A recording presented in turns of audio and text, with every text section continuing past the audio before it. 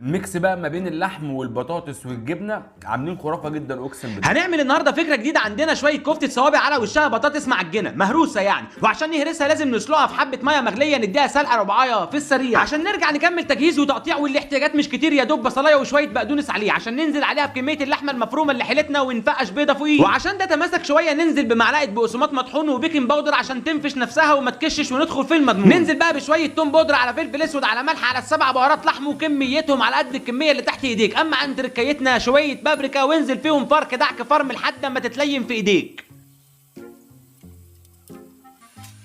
وصينيتك بقى البايركس او طاستك اهم حاجه ما تلزقش عليها الاكل، وعشان تبقى في المضمون شويه زيت مدهون عشان تستقبل الصوابع منك بكل هدوء. هنشكل الصوابع بالشكل والطريقه اللي انت شايفها، واللي هي باختصار صوابع، وهتنزل بصباعك في النص تعمل فيها خندق او حفره، وهتعرف ليه لكن في وقتها. خليك معايا احنا في السريع عشان شعارنا بالمختصر المفيد زي الحقنه في الوريد. والشعار ده لو هيفكرك بحاجه يفكرك بانك تعمل لايك بايديك، وما تنساش تعمل الكومنت وتقول لي رايك ايه، ولو عجبك تعمل شير وتعرفني على اللي حواليك، ولو بتتفرج من اليوتيوب ما تنساش السبسكرايب، ولو على الفيسبوك اتاكد انك عامل فولو ولايك. رصصنا كل الحبايب ندخله في فرن فوق وتحت او فوق، لكن على نار هاديه عشان ما تتحرقش منك ولا تستوي بطريقه ملهاش لازمه. كل اللي عايزينه اننا نسويها بنسبه 90% عشان نجيب البطاطس ونقشرها، وبالهراسه اللي جبناها عشان ما تلسعش ايديا زي كل مره ما بقع بنفس المطب، ونحليها بقى بعد كده بشويه ملح وكمون وشطه وحبه توم بابريكا، ونختم بزيت الزيتون عشان بعدها نقلب الكل يمين في شمال تحت فوق، ونطلع من الفرن الجميل والذوق. هنرصص صوابعنا بنفس الطريقه اللي شايفينها عشان نعمل ميكس ما بينهم،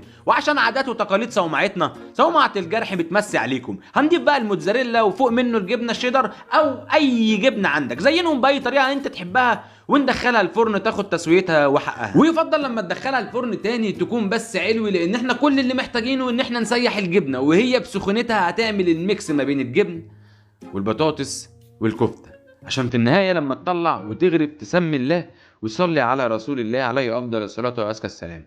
وما تنساش تدعي لامواتنا بالرحمه، ربنا يرحمهم ويحسن ايديهم يا رب، اللهم امين.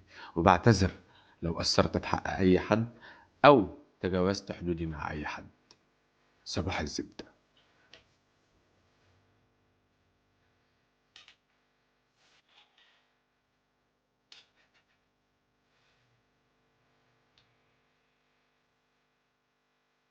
شوف، هي لو محتاجه كلام فهي محتاجه ان انا اقول لك تعالى دوق معايا عشان تحكم بنفسك. ان شاء الله في يوم من الايام ربنا هيحقق لي حلمي ويكون عندي اكبر سلسله مطاعم تحمل اسم صومعه الجرح، عشان كل واحد من العيله يكون موجود فيها. وتقريبا هي مش محتاجه اي ملحوظات، انت وكيفك وراسك ودماغك واللي يريحك. اما عن الدايت في السلنكي. وكعادتنا في النهايه ما تنساش الفولو واللايك والشير، اتمنى لي من قلبك الخير. في رعايه الله وحفظه. سيد الزبده على عيونكم، احلى زبده في الدنيا. البتاعه دي جميله والله.